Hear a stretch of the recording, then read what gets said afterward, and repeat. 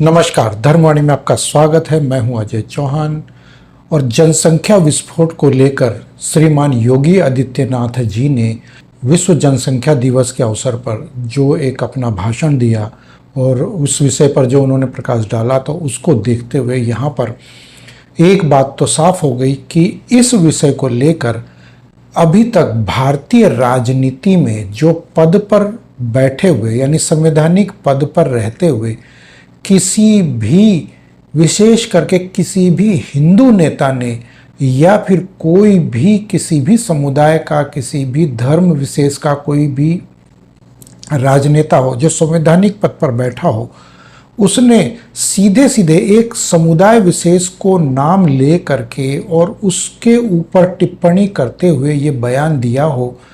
कि उस समुदाय की जनसंख्या विस्फोट हो रहा है और उसको रोकना होगा या फिर उस पर लगाम लगानी होगी या फिर उस पर नियंत्रण करना होगा या इसी प्रकार से अन्य की कुछ ऐसा करना होगा जो संवैधानिक तरीका हो या फिर जो एक कानूनी प्रक्रिया हो या फिर जागरूकता हो या जो भी माध्यम हो। लेकिन यहाँ पर योगी आदित्यनाथ ने एक ऐसी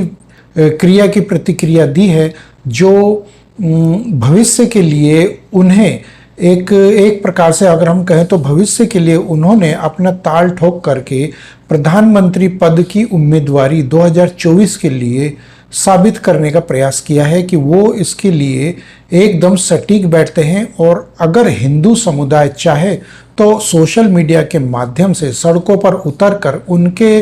पक्ष में बयानबाजी करते हुए,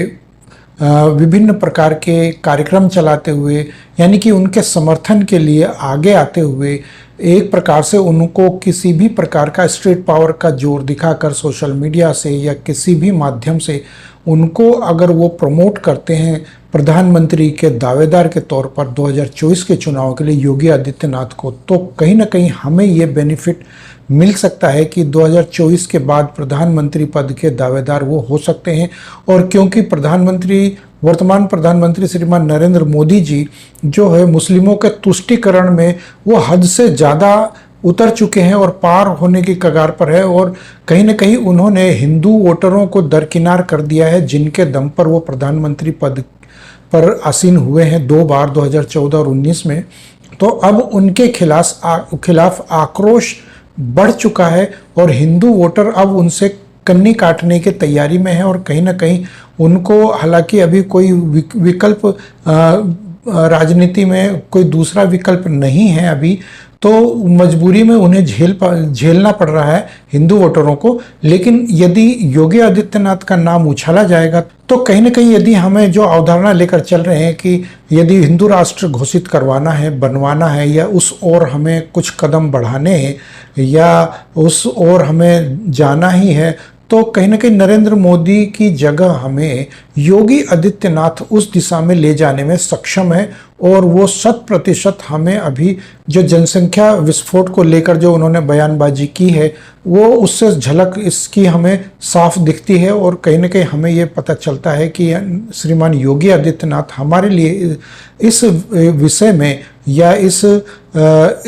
राजनीतिक प्रक्रिया में सटीक बैठते हैं, फिट बैठते हैं और उन्हें हमें प्रमोट करना चाहिए। और क्योंकि किसी भी संवैधानिक पद पर रहते हुए आज तक किसी भी राजनेता ने खुलकर इतने बड़े पद पर रहते हुए एक सबसे बड़े प्रदेश के जो मुख्यमंत्री पद पर रहते हुए योगी आदित्यनाथ यदि इस प्रकार का बयान देते हैं नाम लेकर के समुदाय का, तो आने वाले समय को या समस्याओं को उन्होंने भांप लिया और कहीं ना कहीं उन्होंने इसका आकलन किया और उसी के आधार पर उन्होंने ये जो बयान दिया है उसको आधार मानकर अगर हम यहाँ ये कहें कि श्रीमान योगी आदित्यनाथ भविष्य के लिए एक सबसे प्रखर प्रधानमंत्री हो सकते हैं हिंदुत्व के लिए, तो इसमें कोई दो राय नहीं होनी चाहिए। और अब हमें उन्हें खुलकर सपोर्ट करना चाहिए, समर्थन करना चाहिए उनका। और उनके लिए प्रधानमंत्री वर्तमान जो हमारे प्रधानमंत्री श्रीमान नरेंद्र मोदी, इनकी नीतियों का अब हमें खुलकर विरोध करना चाहिए ताकि वो किसी भी प्रकार से अगले 2024 के चुनाव में तीसरी बार वो प्रधानमंत्री पद के दावेदार ना हो। इसके लिए हमें प्रयास अधिक से अधिक करने होंगे। सोशल मीडिया में ये जोर पकड़ चुका है, अब ये ये ट्रेंड करने लगा है कि जनसंख्या विस्फोट को लेकर जो योगी ने बयान दिया है उसको अब उछाला जा रहा है, और कहीं ना कहीं इसमें इसके पीछे जैसे असदुद्दीन ओवैसी ने बयान दिया है या मुख्तार अब्बास नकवी ने जो ट्वीट के माध्यम से कहा है कि इसमें किसी समुदाय का या किसी धर्म विशेष को नहीं जोड़ा जाना चाहिए, नाम नहीं लेना चाहिए।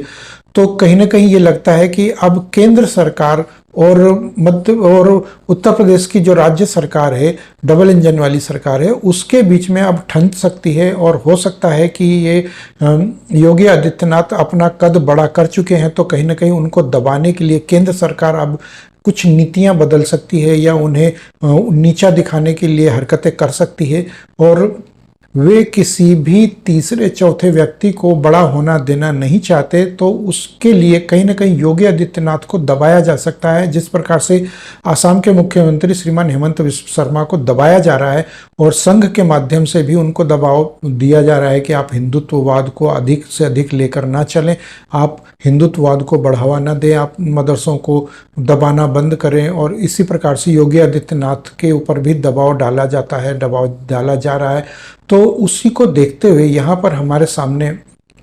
भविष्य में ये बात देखने को मिल सकती है कि संघ या भाजपा के बड़े अधिकारी जैसे कि जेपी नड्डा साहब है या नरेंद्र मोदी है या गृह मंत्री जी हैं या और भी कोई इस प्रकार के कुछ जितने भी बड़े अधिकारी लोग हैं, पदाधिकारी लोग हैं संवैधानिक पदों पर बैठे हुए, तो वो योगी आदित्यनाथ को, उनकी सरकार को या उनकी नीतियों के खिलाफ भी जा सकते हैं, और हिंदुत्ववाद पर जिस प्रकार से भाजपा चल रही है तो उसको हो सकता है कि कहीं ना कहीं डैमेज करने की प्रक्रिया भी शुरू कर सकते हैं। हालांकि ऐसा संभव नहीं है, लेकिन क्योंकि वो कद काफ़ी बड़ा हो चुका है योगी आदित्यनाथ का, तो उसको अब दबाना इतना आसान नहीं है। लेकिन फिर भी जो है भाजपा अपनी नीतियों से बाज आने वाली नहीं है, तो कहीं ना कहीं हमें योगी आदित्यनाथ का खुलकर समर्थन करना चाहिए, और सोशल मीडिया के माध्यम से हमें इतनी आवाज़ उठानी चाहिए कि वो आवाज़ दूर दूर तक जाए, यानी कि वो